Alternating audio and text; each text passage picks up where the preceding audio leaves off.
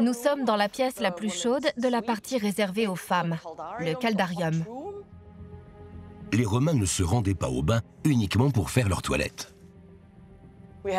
Certains textes de l'Antiquité mentionnent des plaintes à propos du bruit provenant des thermes. Ce n'était pas comme de nos jours de luxueux établissements où on va se détendre dans le calme, bercé par une musique douce. C'était un endroit terriblement bruyant. Des indices archéologiques indiquent que les thermes de Stabi avaient de multiples fonctions.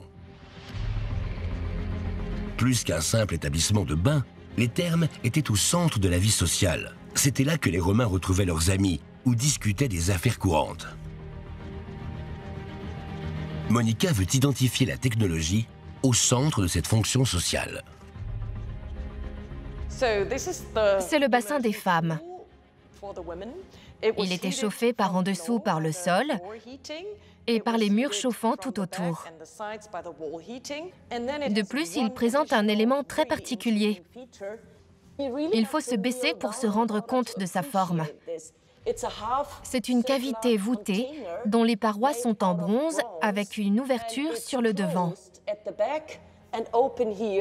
L'eau circulait continuellement à l'intérieur de cette cavité, située au-dessus de la partie la plus chaude de la chaufferie, juste à côté du foyer.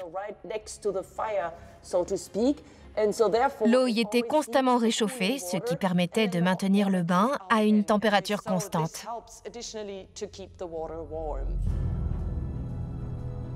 Cet élément est appelé testudo, à cause de sa forme. Testudo signifie tortue en latin. Malheureusement, très peu de testudos sont restés intacts.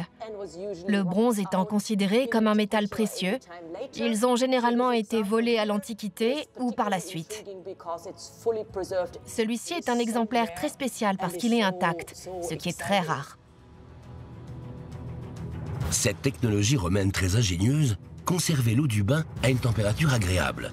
Une demi-douzaine de femmes pouvaient s'y détendre en papotant.